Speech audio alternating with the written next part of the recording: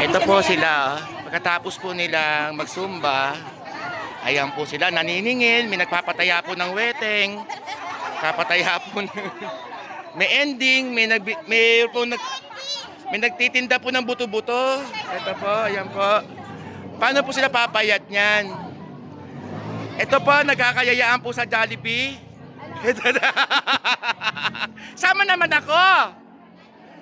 Ito po yung aming madam. Yan. Ang aming mabait na madam. Yan.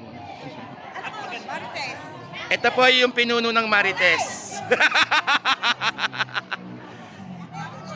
Yan po sila. Pagkatapos ng Zumba, kanya-kanya silang chismis. Kanya-kanyang grupo. Ito. Yung tatlong to.